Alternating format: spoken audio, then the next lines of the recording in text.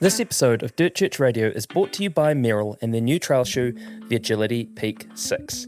The Agility Peak 6 is a do-it-all, max-cushion trail runner designed to be every runner's most reliable tool, balancing comfort, stability and traction for everything from first trail runs to 100k races.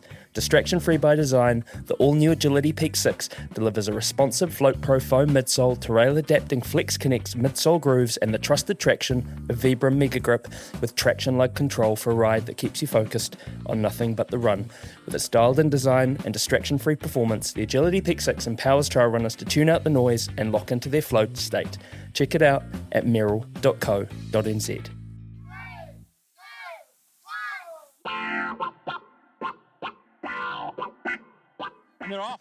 Further Faster, the best independently owned outdoor store in the known universe. Whether you're heading out on climbing, paddling, tramping, or running adventures over the late summer, early autumn, look no farther than Further Faster for all your gear and expertise needs over the winter.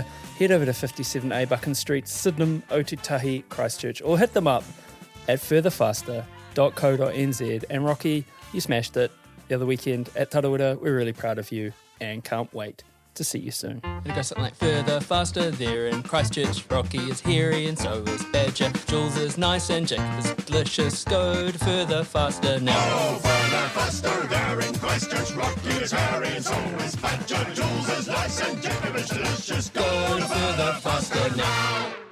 Dirt Church Radio. Episode 362 of the Dirt Church Radio Trail and Ultra Marathon podcast. I'm Matt Raymond. I'm Ali Pottinger. And these are words that I have been waiting to say for so many years. Welcome, everyone, to the 2026 Old Ghost Ultra Special. Ali, buddy, how are you? More importantly, where are you and what have you been doing? I have driven today from Westport to Christchurch and I am excellent. It was just the best weekend at Old Ghost Ultra and yeah, the cup is pretty full. That's awesome. Now, for those listeners who aren't geographically native to Aotearoa, do you want to explain where Westport is?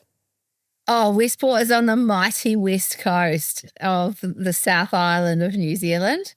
It is known for its rugged beauty. And yeah, so Old Ghost Ultra starts in Sedenville, kind of just, north, an hour drive north of Westport, and finishes in Lyle, which is kind of near Murchison, and either of those places are probably not really well marked on the map. And in between it is the most epic course that is really beautiful and diverse. It starts in this absolutely gorgeous, by the kind of river area, the Mokahinui River, running kind of alongside it for a while and through some beautiful bush, some kind of epic rocky terrain, kind of up the Hanging Judge and down the Boneyard, and then you look down on these two beautiful lakes through to Stern, and then you've got this climb up to this amazing alpine ridge lines and just scenery. It's, yeah, you're just getting punched in the eyeballs by beautiful scenery the whole way. Like, it's so good. Yeah. Boneyard and Hanging Judge sound like they're pretty epic pieces of trail. And we had Phil Roster on Dirt Church Radio way back in episode 112. And Eugene and I were so impressed with his vision and how they went about setting up the course and why they went about setting up the course. So we'll put that link in the show notes. But if you want to catch up on the history of the Old Ghost Ultra or the Old Ghost Road, go check that out with Phil Roster. But what were you up to? What were you doing down there? I was so spoiled. So over the years, so I ran it in 2017. And after that was just like, this race is just the best. Like, I want to come back each year. I want to support it. And so then the next few years I went back and I did Tailing Charlie for a section or two. And this year, being the 10th anniversary, it was like, right, got to be back there. 10 years of just amazingness. So I got to go and be at the start line and see people off, and then helicoptered to the first aid station and did the kind of the media coverage for that first aid station. Then I got in a helicopter again and went through to the second aid station, and just like over, they should be charging for these as scenic flights, like Caribbean helicopters, just incredible. And got to the second aid station. Oh, and the whole time I'm hanging out with my buddy Ruth Croft and watching her get asked for photos every 5 seconds. Then, just did some coverage and helped fill up runners' drink bottles and have little chats with them on their way. And then tail and Charlied from the 42K mark up the big climb to, 57? Is it 57K, 55K? 55K. Ghost Lake Hut, which just is, I don't know. You've just got to see it, Matt. You've got to experience it. It's so good. It's this hut perched on top of a cliff top, just looking out over everything. It's incredible. So it's Italian Charlie through that section, and oh man, some hearty individuals, and they made the cutoff, which was just so good, and knew that they'd have what it took to get home. And then got a helicopter out of there to the finish line and hung out with my mates at the finish line for a bit. So it was just such a great day. Yeah. Sounds like you're spoilt for taking helicopter rides everywhere you go now. I know. Was it you and Ruth doing the Tail and Charlie? Yeah, it was. What were people like? I mean, not to gush, but she's a pretty special individual, and I think we're at the point in terms of trail culture, in air quotes, where I don't think it's good enough to just be good at running, or maybe it is good enough to just be good at running, but you see those people who really, really put back into the sport. And for example, at Tarawera, again, there was a section overnight where I was going to be by myself, and Sean stayed back for a while to hang out and be on the mic, but Ruth just came down just to sit, just to hang out. And I was like, what are you doing here? And she's like, I heard you were going to be by yourself. So she just sat up on the stage with her hood up, being completely unobtrusive and just cheering runners on. It's incredible. What were people's experience coming into like the aid station and seeing, you and Ruth Croft filling up bottles? Were there any kind of shocked faces to see literally one of the world's best ultramarathon runners there, saying, do you want electrolyte or water? They definitely were. I think they were really honoured. And it was funny because we'd kind of had this chat beforehand, and she said, because Ruth also helped at registration, right? So she's sitting there registering people, and they're like, oh my God, that's Ruth Croft registering people for the race. But Ruth had said to me, there was this, I registered this 18-year-old girl who is a Westport local, and she had seen one of the other Westport women last year finish it. She was back of the packer. She got that shit done, excuse my French. And it made her think, I can give this a crack. And so Ruth and I were chatting, and I was like, there's that real importance of visibility. And Ruth, I messaged her this morning and I said, you're aspirational for me. Like, I'm not going to be like you, but the fact that you're showing up for people in the way that you are and recognizing that them and their running is important is such a special gift that you are giving to these people. And it's genuine. She's just a genuine good human. And she also does it because she is a passionate West Coaster, and she knows what a good thing Old Ghost Ultra is and how amazing it is for the community, what it's doing for the community. And she's really, really proud of it. So she was meant to be interviewed this weekend, but we were having too much fun crewing everybody. And then she had to get a lift home on Sunday after prize giving. So I haven't interviewed her, but I don't even know where I was going with it now. What did people think? People were really honoured, and I've seen a lot of posts from people just basically saying, like, it was so cool having Ruth there.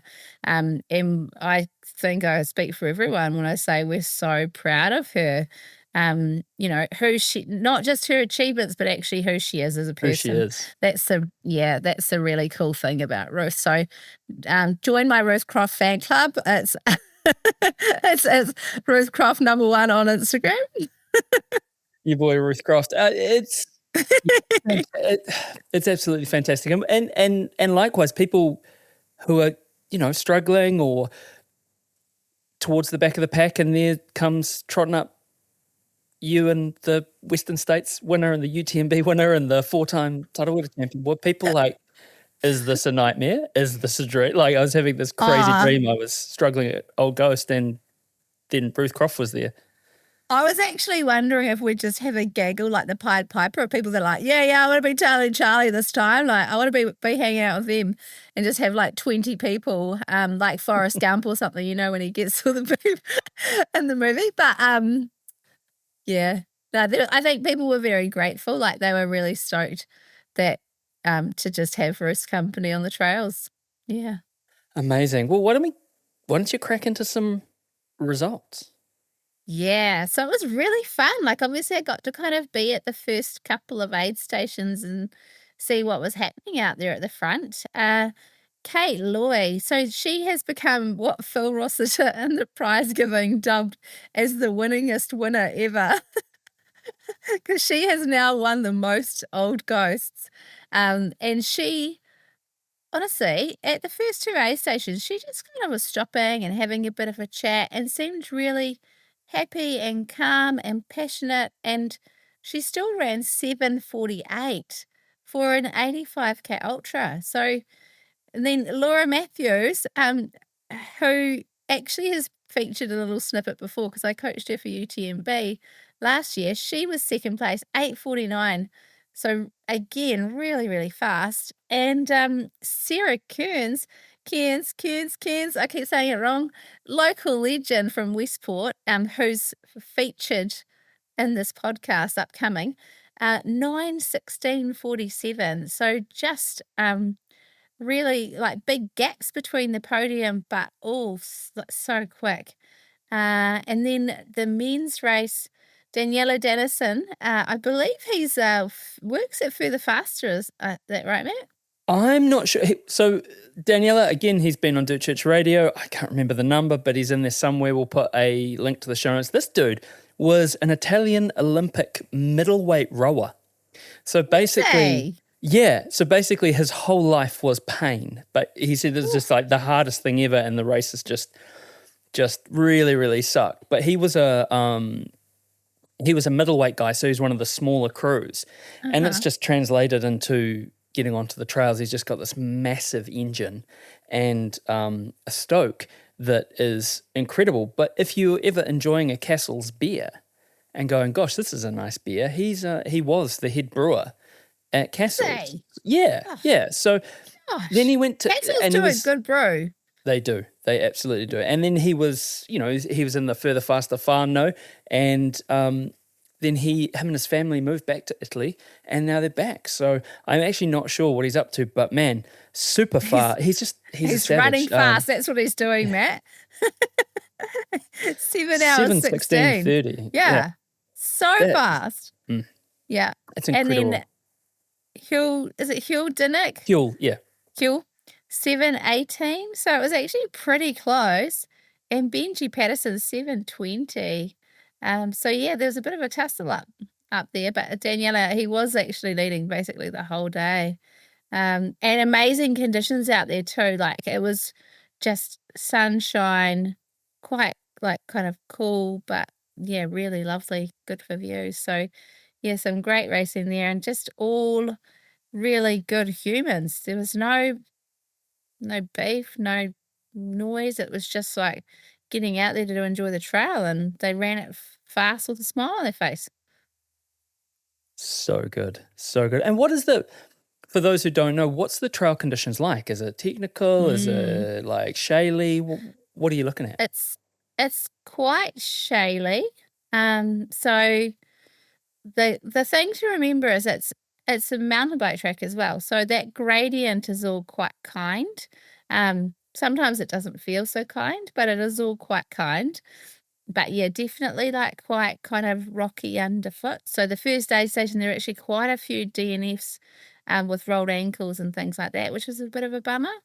Yeah, and you're kind of following that river gorge, and then yeah, it's mostly hard packed rock. Like rocky kind of underfoot. There's not a lot of softness out there, so you've got to really consider your shoe choice for that race. Awesome. Sounds like you've had the most incredible time. And while you were there, you were stacking up mad hector content. You got a whole bunch of interviews. Also, what was it stacking up? There was actually a lot of jokes from Ruth about the white bags at the aid stations. Ruth and Nathan were on about the white baggies. Okay. Well, maybe that's an old ghost side hustle. I don't know. I'm not saying that. I have no evidence to the contrary. But look, before we get into the interviews, we'll bring you the special Greatest Run Ever. It's the greatest run ever. It's the greatest run ever.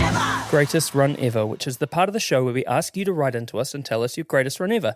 Doesn't have to be a race or a mountain summit. Might just be a run around the block. Something that's sung to you for some reason. Send them in to us at dirtchurchradio@gmail.com. And this week, it's a first for Dirt Church Radio. We have our first ever on behalf of Greatest Run Ever. And this is from Holly Truscott, who you heard on the pod last week at the Tarawera special. And she writes, "Hey guys, I was the chick shouting at you at 5 a.m. with some questionable yarns about my husband, Chris Truscott, coming in from the T-Miler. He was absolutely stoked with the shout out and the chat with Matt, so thank you. After all my embarrassing stories, I figured I might as well go a step further. A couple of years ago, Chris wrote this for my greatest run ever, but he never sent it in, and I'm still not sure why. So I found it, and I'm sending it in for him. He might have a different one now, after a few milers under his belt, but this one is still pretty special. Also, gosh, what an event. Every year, it's so impressive being surrounded by so many inspiring, awesome humans. It's such a privilege to support and cheer everyone on, but wow, this was next level. Holy moly, amazing effort from absolutely everyone." So this is the greatest run ever from Chris Truscott, as sent in by Holly Truscott. He writes, "It all started when my wife and I planned a trip to Queenstown for our anniversary," which actually sounds a lot nicer than you taking Holly to some bar on Karangahape Road to watch a Dirt Church Radio live show for a date, bro. So well done on that one. But somewhere along the way, I also had the idea of running the Queenstown Marathon while we were there. But COVID had other plans, and between cancelled trips and the arrival of our baby, that idea got put on hold.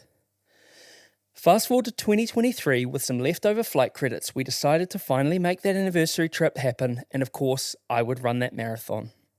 As I was training for the Queenstown Marathon, my best mate and I, Mitch, went out for a training run. Just a 19k slow jog around our hometown, chatting away. It also happened to be my birthday at the same time. We chatted about all sorts of things, and as it so happened, I mentioned that I would like to achieve the TUM 102 someday, just as he had done a few years ago, which got me thinking is actually probably the original starting point of all this running. It was so inspiring to crew him for his first ultra. He said that I should do it, and I said maybe one day. Later that night, Mitch and his wife Genevieve came over to celebrate my birthday, along with a few other friends. After some food, drinks, and plenty of laughs, Mitch surprised me with my present, an entry into the TUM 102. I didn't know whether to hug him or slap him. Suddenly, the Queenstown Marathon felt like a training run. We laughed about the present, and I put my head down and started training for it. And I just, PSA here, get yourself a best friend like Mitch. On race day, Mitch, Genevieve, Mitch's sister Rachel, my wife Holly, and our baby Indy all stood with Matt and me at the start line. The atmosphere was electric. Seeing legends like Ruth Croft and Dan Jones in the crowd made me feel like a mortal among gods, but I knew the challenge ahead, and I was determined not to let anyone down. The run went better than I ever imagined. Seeing my wife, baby, and support crew at the 50k mark brought me to tears. Their encouragement carried me on to the next 50k. When I reached the redwoods with nothing left in the tank, there they were again, along with even more friends. With 7k to go, Mitch, Genevieve and Rachel had their running shoes on, ready to bring me home. They ran beside me all the way to the finish, and together we got it done. In the end, completing both the Queenstown Marathon and the TUM 102 are huge personal achievements, but my greatest run will always be that 19k loop around the block on my birthday, chatting with my best mate, Chris. We've had a couple of awesome Greatest Run Evers come in, and we need some more, so please send them in to us at dirtchurchradio@gmail.com. And Ellie, come on, tell us who you have interviewed. Before that, can I just say something that I just remembered from the start of the Old Ghost start line? I caught up with Laura Crossan, who had shared her greatest run ever with us, and she talked about running with her dad, and how that had kind of made a mark on her, right? And then she told me that Tarawera Maila, she got her pounamu and sent it with a note saying, like, listen to this greatest run ever. This is for you. She can probably tell the story way better than me, but when she told it, I was just like, oh. And so he then listened to her greatest run ever and was gifted the pounamu at the same time to recognise that role that he'd played in her life and her running and how she'd done it for him. And I was just like, oh, that's so special. Yeah. That is genuinely beautiful. So if you want a pounamu, go running with someone who's going to do Tarawera Maila and take them on a greatest run ever. dirtchurchradio@gmail.com. Right, Ellie, what are we looking at, mate? Who you got? Oh my goodness. So we chatted with Phil Rossiter before the race because he actually ran it this year. Wow. Yeah. So first time for him running it, and talked to Sarah Kearns, who is a Westport legend. Then talked with Mr. Brian Powell, who also ran it, and Ben Keats, who's one of the originals, and then followed up with Sarah Kearns again after the prize giving. So we've got a really nice kind of spread of event personalities around Old Ghost Ultra. Yeah, so should be good listening. Awesome. Let's crack in. Church Radio. This episode is brought to you by Merrill and their new Agility Peak 6 trail running shoe. Look, you heard the tech specs at the top. I've been running a bunch in the shoe and I really like it. The outsole is awesome. I love the rock plate and I love the Vibram lugs. I love everything about it. And I am a Merrill convert. It's comfortable, it's responsive, and I'm looking forward to stacking up a bunch more Ks over the summer. Merrill. So it's with great excitement that I have arrived in the mighty Buller to Westport and had a little fluttering, excited heart walking into it's the MBS Theatre, isn't it? It is. I typed in SBS Theatre and it wanted me to go to Christchurch. And I thought, no, I don't want to do that. I want to be here. Go down there, stay, come here. Yeah, because it's Old Ghost Ultra this weekend. It is, yeah. And I'm chatting with... My name is Philip John Rossiter and I'm involved with the Old Ghost Ultra. And so talk through your involvement. So... how did this all start? Yeah, well, this weekend's our 10th event, but my involvement actually is about 14 years old, and you know the person I'm about to talk about, Jim McElwraith, and Jim and I were heavily involved in the building of the Old Ghost Road, the course that the Ultra runs on, and it was January 2014, and Jim and I were trying to figure out how to build the middle 21 kilometres of the Old Ghost Road. We built the ends and we still had sort of a half marathon course to go through the middle of nowhere. And those that know the course, it was all that Skyline Ridge. It was Ghost Lake to essentially the South Branch. Yeah.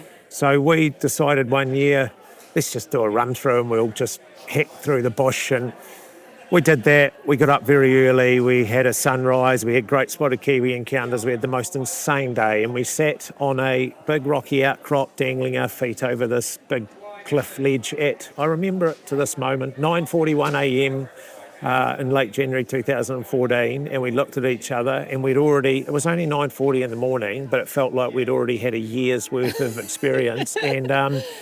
And we both kind of just in that moment said, we need to make this a thing. We need to bring that, and we made a commitment there and then. When we finished the Old Ghost Road, let's try and get a run going. And took us almost 2 years to finish the track, and literally months after we did, March 2016, we ran our inaugural Old Ghost Ultra. So I've been with the event since that inaugural event, 10 years this year. Would have been our 11th, but COVID did what COVID does best. And here we are. And normally you're race directing, aren't you? Yes, correct. But this weekend? Yes, this weekend, as of 6 a.m. tomorrow morning till midnight tomorrow night, says the handover form, I'm on holiday and I get to run the actual Old Ghost Ultra. So, yeah. What are you hoping from your day? Do you know what? I haven't even thought about that. I'm just drawn to it. I haven't even sought to question what I'm hoping for from my day. I've already got so much out of this journey, and the race day hasn't even been here, that if nothing else happened, it's been the most amazing year. And I mean, anyone that's involved in this game, ultra running, knows that. We often think it's about the day, but it's often about getting there, and it's often about all the things that happen en route and what we learn about ourselves and the places we go and the people and the friends we make and the connections we make and the gratitude you get for having the privilege to even do this. I will be surprised, I'm sure, tomorrow, but I just want to feel it from the other side of the fence. I've had the privilege of being given so much by this event over the years, and I just would love to see it from the other side, I think there'll be a lot of people very excited to see you doing it from the other side too. I think you have a very skewed perspective. Because you'll know everyone at all the aid stations. You'll have all these memories that you've collected, and you'll know what works happen where, and the signs and the names and the even, like the flora and the fauna, what it's done for this area. Yeah, I do need to be careful. We've we had a run through last month as an overnight reconnaissance, and I had the fortune to have the company of a dear soul from Christchurch, and I must have chewed poor Henry's ear off just constantly, and people would giggle, oh, we could hear you coming, and so I do need to just shut my trap and focus on breathing, I assume, tomorrow. But, lots of stories to tell. Eat and drink as well. I'll try and do that too. But, I'll try and do that. But it is. It's the people and it's the land, and I think if you're enjoying both of those things, then it's a good way to be. It is. Yeah, it is. Yeah. Oh, well, I am very excited for you, Phil. I think it's really cool that you are in a position to let everyone else absolutely ironically run the race while you run the race in a different way. That is not lost on me, and I'm a bit of a control freak, and so it says a lot about the team we have, where I have no anxiety, I have no stress about it at all. They're incredible. In fact, it's only me that thinks that, there would ever be an issue. There isn't. They're incredible. So, I'm incredibly lucky to be able to do it. Yep. And I'm going to give Di a shout out too, because your wife, Di, has trained towards this. Her first ultra. That's right, eh? Correct. And I guess you're seeing it from a different lens as well, because you're really experienced in this space, and to see what actually this race has done for lots of the community, because the amount, like I was saying to my mum and dad on the drive here, the amount of people that have come out from this community to do the race, and then now, and from a place of no experience, and now to see your wife doing that, what's that like? I can't actually describe what that's like. Oh, sorry. I've got you going. I'm so proud of her, and hey, she hasn't done it yet, but she's got a million reasons not to do it and not to try. But to show the fortitude and the resilience, and Ellie, because she's been in your capable hands trying to get to this moment. And it's just, just says everything to me about life and what's necessary. And You get knocked down, you get back up again, and so it's just so great, and it's inspiring. It's so inspiring for our kids. I couldn't wish for a better mother to our kids to model that resilience and that fortitude. Yeah. And tomorrow, and it'll be what it'll be. Hey, Yeah. it may not even be a fairy tale ending. She's had a rough couple of weeks, but that's what I like. It'd be easier just to say, I'll dip out and I'll play a safe game, but she wants to give it a go. So, that'll be one of the things that we're thinking about tomorrow is just how's it going for her. Yeah. And if she's fortunate enough and her body is good enough to her to let her do what she is capable of, she's capable of it. It's just whether the body on the day plays ball. Yeah. I just think it'll be one of the most amazing things that I've been close to watch and see. So, And I think that's right too, is actually, it actually doesn't matter what happens on race day, because the real growth and the thing to be so proud of and inspired by is the determination and the dedication to starting, and it's like a snowball effect, I think, because she started pretty small. She couldn't do 1 or 2 Ks. Yeah. So you're so right. That is exactly what it's but nothing else. It's about remind. I mean, we all think we know it, but until you live it, you don't really then really truly believe it. This game, with the right advice and the right support around you, can push those boundaries out to places that you would never think possible. And life just takes on an incredibly different complexion when that's the case. Everything's possible then. You see possibilities. You reframe a lot of things that you think are difficulties, and they're not at all, you know. And so, we're so fortunate, aren't we, to be in this thing, and it's all made up. But it taps into what's special about people and the outdoors and our communities, and it all comes together in this incredibly magic mix of beauty. And it's really great. Yeah. Oh, I'm so excited. I hope tomorrow's a beautiful day for all of us. Same. Yeah. Thank you. I'm chatting with Sarah Kearns from Westport. Westport. And how many times, Sarah, have you done this race? Well, this is number 7 this year. Number 7. Yep. What made you do the first one?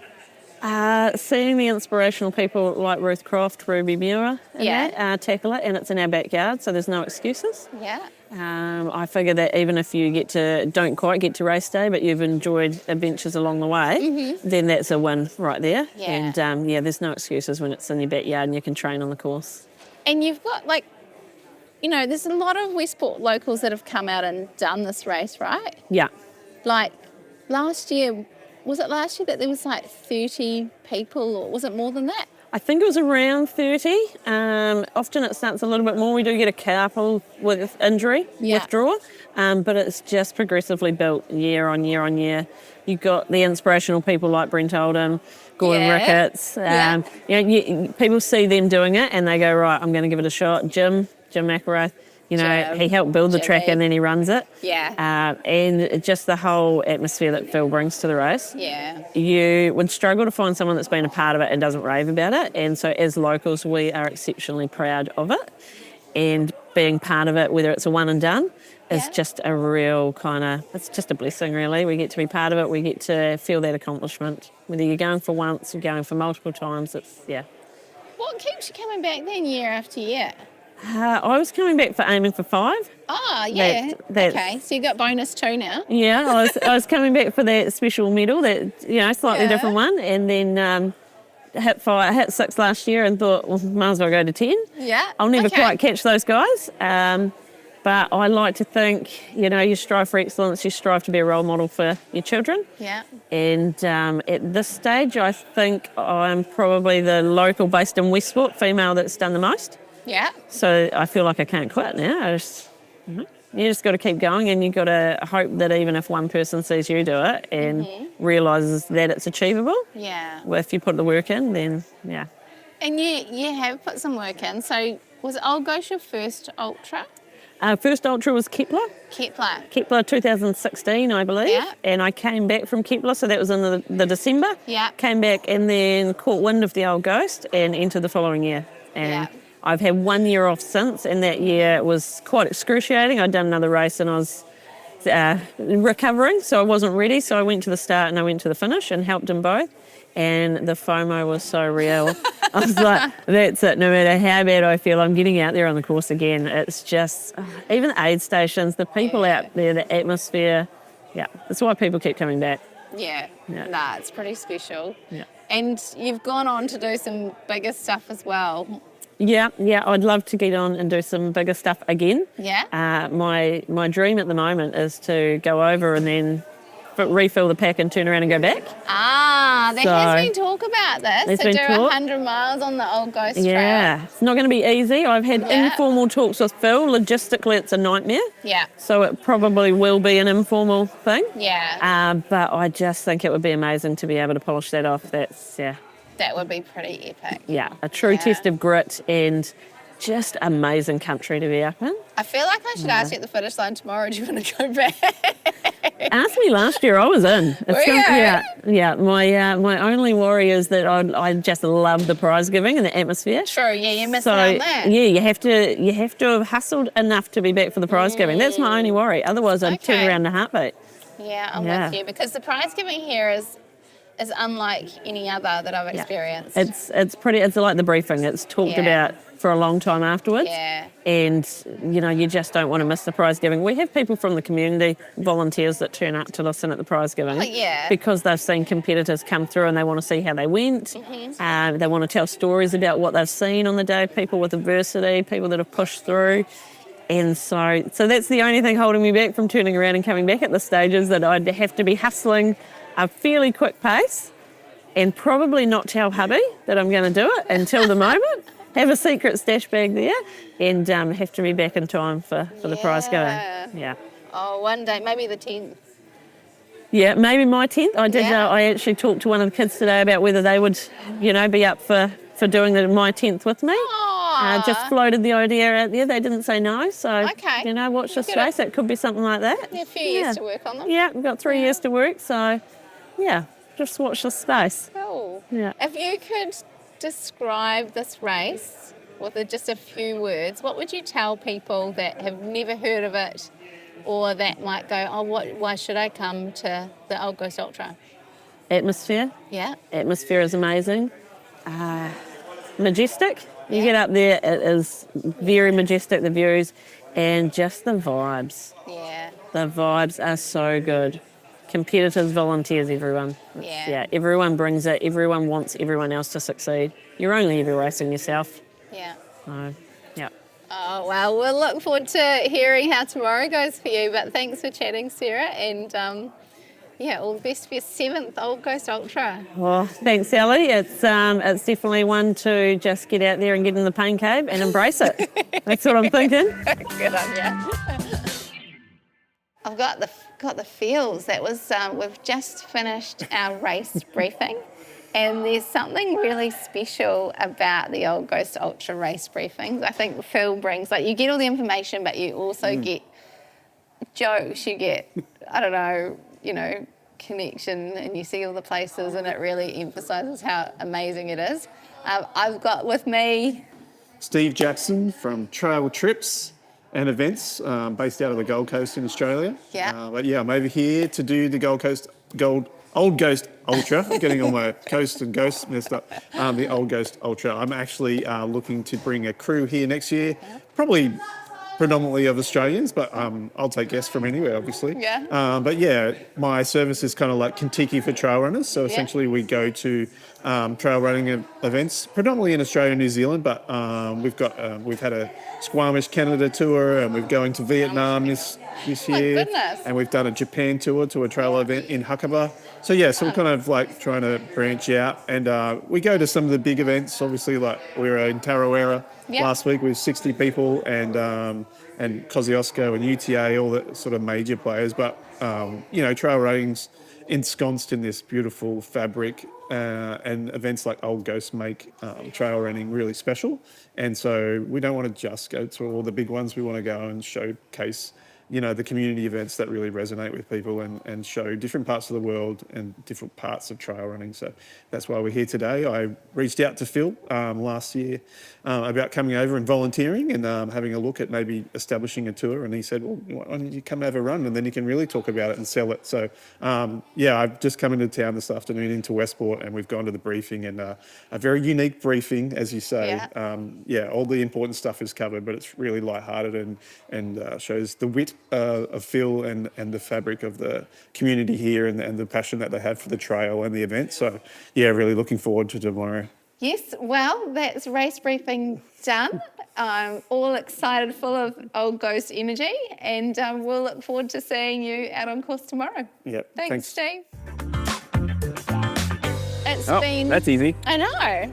It's been an amazing day so far. It's been absolutely glorious on the West Coast. We've got sunshine, light cool breeze, and I've made it to the finish line of Old Ghost Ultra, and I'm joined by Mr. Brian Powell. Brian! Hi, it's great to be at the finish. I bet it is. So I saw you at Stern at halfway, and you looked super comfy. Yeah.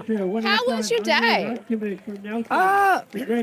was a really good day out there. Like just seeing the course after hearing all the stories of it and like how the heck did they make this trail in a lot of spots? Like incredible.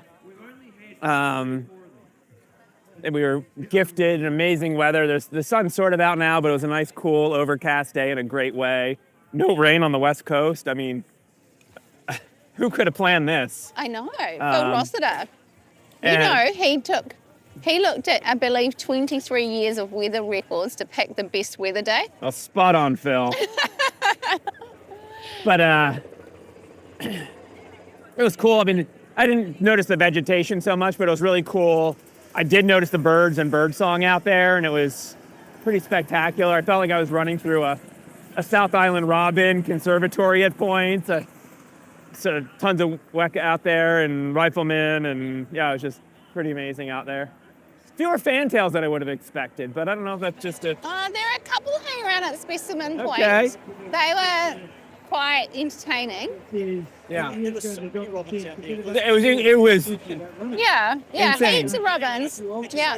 And I see them often enough in Otago, but it was another level. And what about the views? Like, did you get Well, there's a long top? green tunnel. I joke about it because that's what they call the Appalachian Trail in the States. Okay. The nickname, and a lot of time you're in the bush and you don't get views, and then the skyline. Well, not just the skyline, the end of the first climb, and then the skyline ridge, like just amazing. And there's the climb to that whatever hut that is, but then to Ghost Lake, and then but you're also have a bunch of like really high ridge running, like not climbing, just contouring or climbing a little after that. And it's just spectacular, especially looking out to the west. You can't see the ocean, or at least I never could find it. But to the other direction, it was kind of green forest, but looking the other direction, you could just tell the depth of the landscape and how imposing it is. And pretty special. Does it relate to anything that you've experienced before? So I was the race reminds me the most of a little ultra in Pennsylvania in the States, the Laurel Highlands Ultra. And it's like about 120K, it's 70 point some miles. And it's start to finish on a trail. And they didn't make the trail. Yeah. But it's start to finish, it's real grassroots. They kind of not only do they not advertise, they just kind of off in the corner and you know, and you do it. And it's like it's not just on video, but we're all just hanging out, sitting on the ground, eating food and talking to friends new and old, and like that's kind of the vibe at the finish line there too. And I think there's a I think there's a lot of consternation about like really big races and organizations and whatnot, and people scared that the old feel of ultra running is going to go away. And the answer is like it doesn't have to. No, it can be both. And why not both? There's people excited by music blaring and light tunnels and all that kind of stuff, and there's people who want to sit on the ground and have a ginger beer or a beer and a pie and just chill. Yeah. There's a little music playing in the background, but it's pretty minimal. Yeah. Pretty low key. It's hangout vibes. Yeah, it's hang out.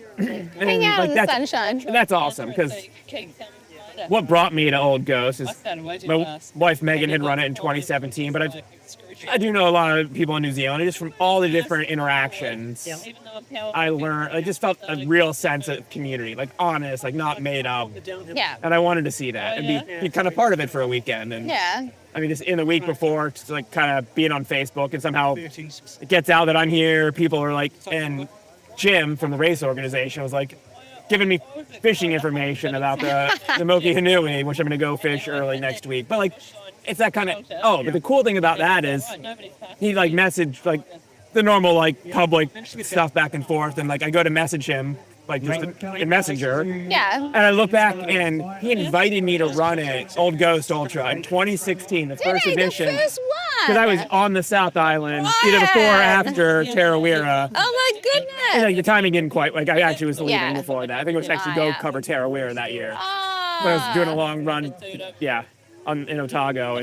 But like he reached out then, and 10 years later, here I am. That's so awesome. Good things take time. And I wouldn't have known, I wouldn't have ever figured that out. Except he was kind enough to like be giving me fishing advice. information. Yeah. Oh, that's cool. So like, the vibe is real. I need to at some point go meet Phil.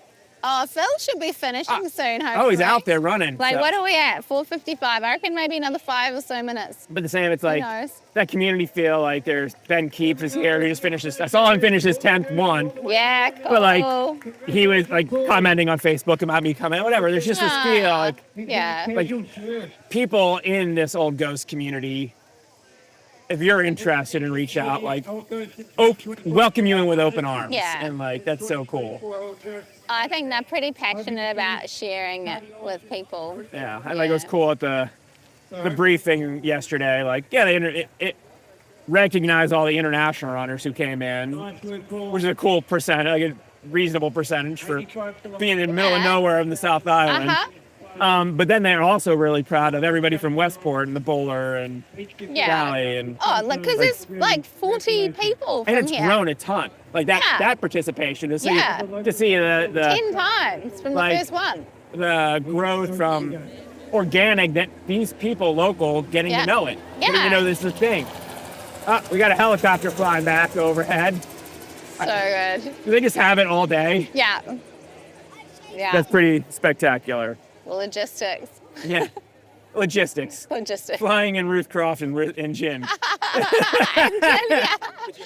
Oh yeah, of course I did. Yeah, I think he was the second person to have some gin. I was about to go to the aid station. I'm like, I just got to at least wet the lips. Like, come on. It was good. First last year, and then this year I said, like, no. The downfall. I know how to do it like easy enough. You just That's why get the essence. Get the essence. There's my secret.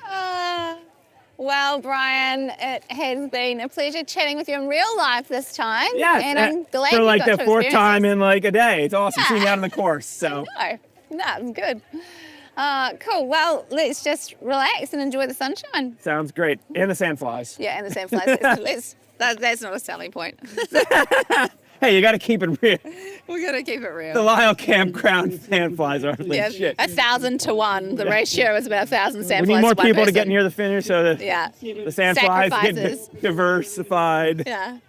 Get a taste for the new blood. Before I. All right. Thanks, Brian. My pleasure. I actually really wanted to record your speech at prize giving then because not prize giving, briefing, because you really spoke to the essence of this event, which is quite hard to capture.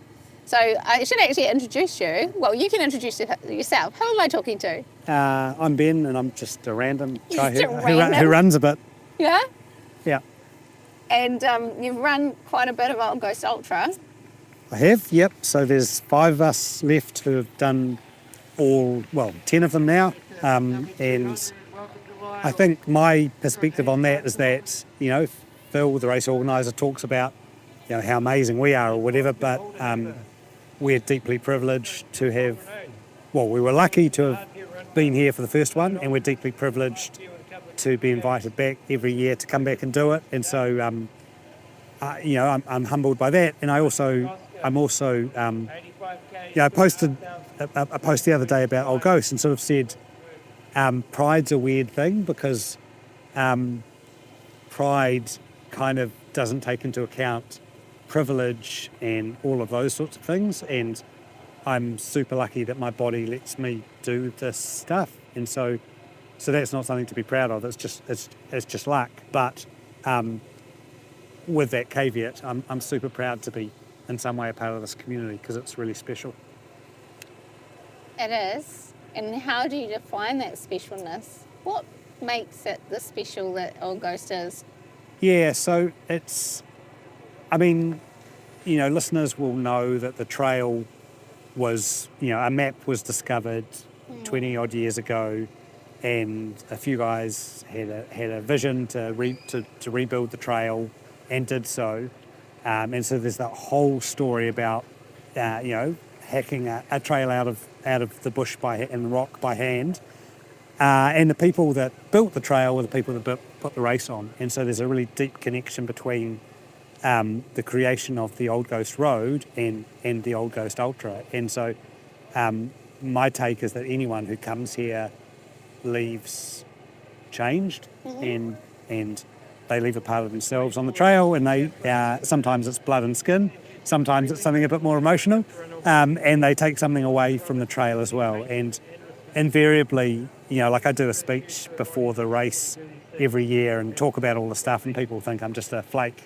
And invariably after the race, people come up to me and say, "Oh, yeah, get it now. Like this is really special." And there's lots of special races out there, but that combination of Phil and the community. And the other thing that's really amazing is that this race has really transformed this community. I'm not a part of this community, so I'm an interloper, and I feel very, very privileged that I'm allowed to, in some small way, become a part of this community. But what it has done for this district is immense. So the first year this race was run, there were 4 locals running it.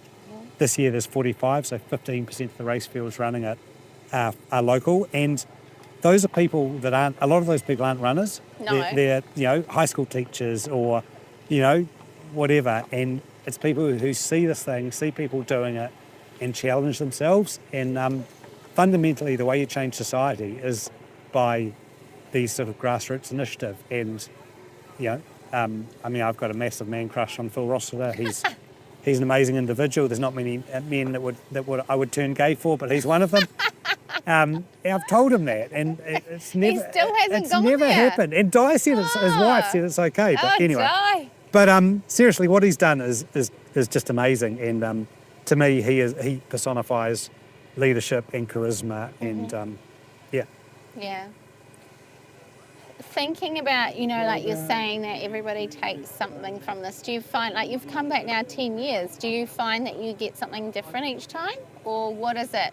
Or is it the same? It's just kind of consolidated against, or? Yeah, it's kind of consolidated. It gets harder every year because we're like 10 or 11 years older than we were the first time. Yeah. And I'm like, it's a bit weird because I'd like to think, I've got a degree of humility, but it's amazing, like I come here and the other originals come here and we're kind of like, like it's a tiny little pond, so it's not that big of a deal, but we're kind of reasonably big fish in it, I guess, and it's just a really nice feeling that, like on the trail today, like so many people said, "Oh, hey, great speech yesterday," and "Wow, you've done 10, and that's so awesome." And again, like pride comes before a fall, and I'm well aware that I'm privileged to be able to do it, but it definitely gives me good vibes. So that would be incredible. We're really sorry about that, but it could. What do you hope for Old Ghost for the future? So it's really interesting, like so the Mokanui Lyle Backcountry Trust, which is the organisation that runs the road and runs the trail, or runs the ultra, they've got some pretty big, hairy, audacious goals around building a predator-free area in the region. They already do a bunch of sort of outdoor education stuff here. They're talking about mixing up the race a bit to make it more sort of participatory for for younger people and doing a relay and stuff like that.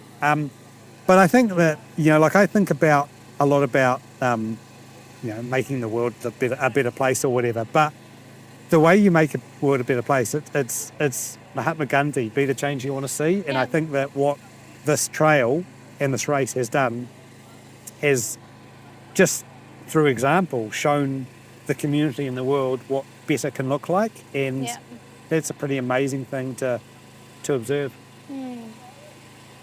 I agree. I think that their sense of adventure and the big question mark, right, of like, oh, can we join these two old maps together and go for an adventure and then go, man, that was epic. Like, can we give that to other people?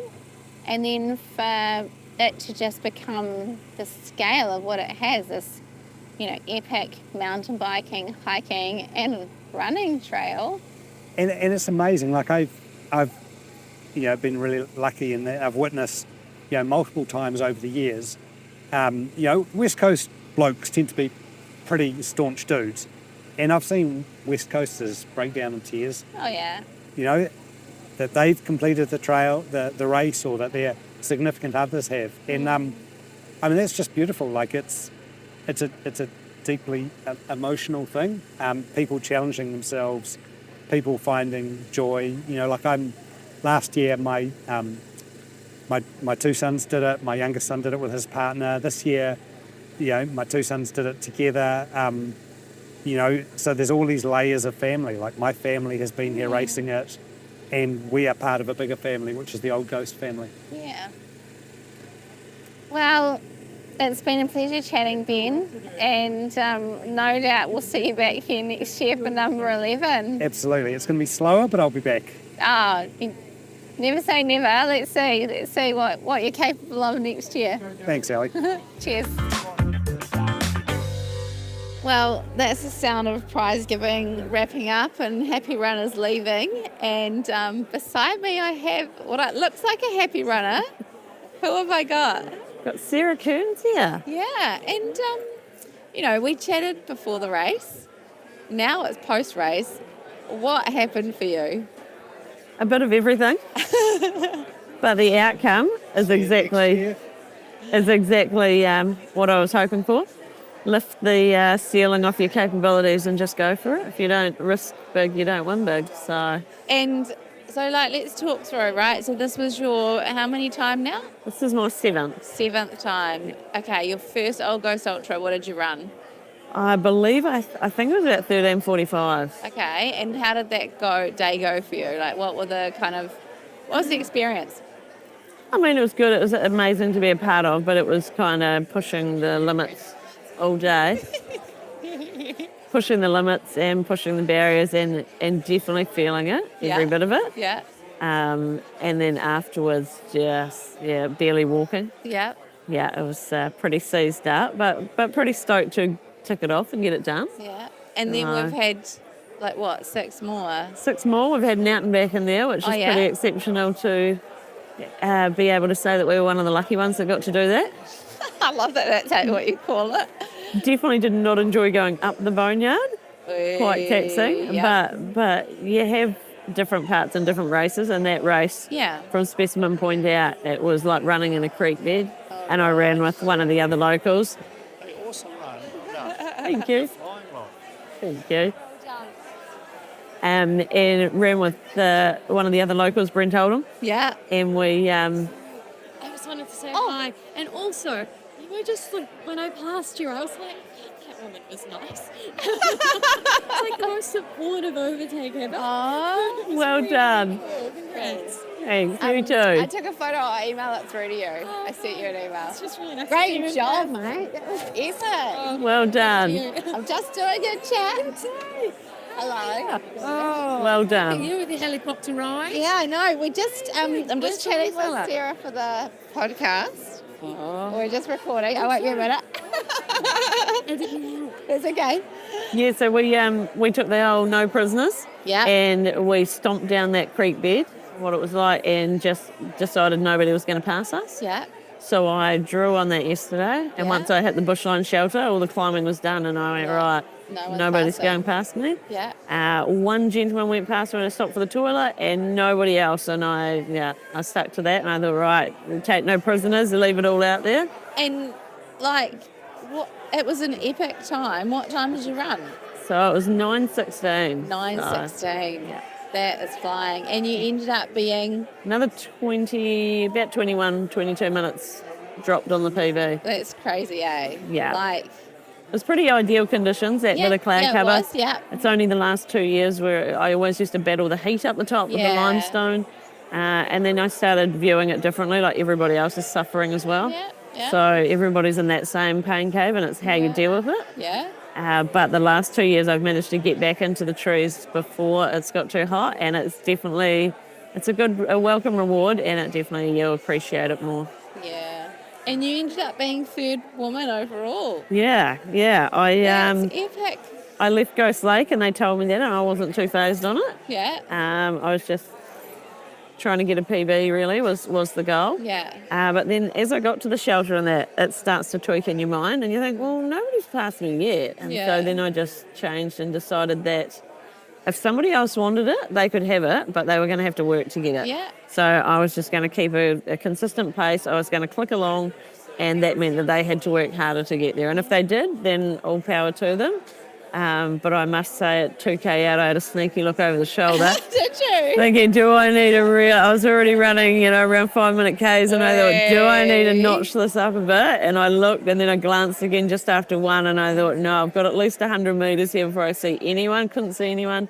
So I just tried to keep that hammer down and pelt it out. Man, it's been epic seeing your improvements over the years. But I mean, also just passion. Like there was Brent Oldham got a special community award today, and I know that you've been a key figure in your community. Like the live feed yesterday, like Sarah comes on the screen, and holy moly, the comments and the likes and the love hearts and everything that was cropping up was Sarah Love Fest, man. Like she's I think it just shows you the community we've got here.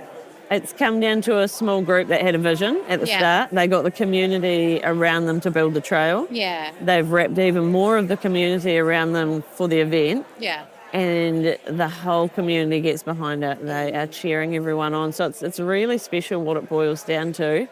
But it grows every year. There was people up there at the finish line that have nobody, they know people, but nobody close. Yeah. And what are you doing up here? Oh, well, I normally spend the whole day watching the live feed. So why wouldn't I just come up and experience it? It was so busy at the finish line. It was amazing. It was great. Yeah. And I know what you're saying because my mum and dad came with me to help look after Sebastian and went to my rally's place. And they had it on the TV. They were watching it on the TV. And Mum's going, that sounds like Ali's laugh. And they had, my nephew Jono's doing it and he's lost all his toenails. And there was the way that the community gets engaged with this is so special. It's amazing. And a lot of them will also put their name forward to volunteer. Yeah. They've watched the live feed for years and they're like, no, I want to be a part of it. I want to be out there.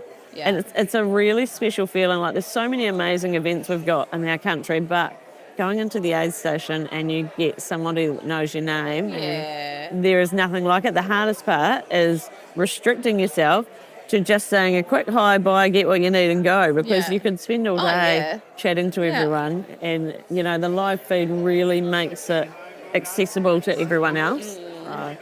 It's pretty cool. What would you say to people that say, the West Coast is full of these hard, tough people? What would you say to that? I would say that's probably pretty true. But beneath that tough exterior, there is a really strong heart. And if you do right by someone, they will do right for you and they will look after you through and through. There's a real stoic loyalty to people around here. And you see that on the course with the feedback of people getting passed, overtaken. Everybody's checking on everyone else, and it's the same in the community. There is definitely a harsh toughness, but when you break that, there is just an amazing, loyal, committed, kind peace at the centre of it all. Oh, wow. I think that is absolutely sums it up, and it's been an amazing weekend. Thanks for chatting with us, Sarah. Thanks, Ali.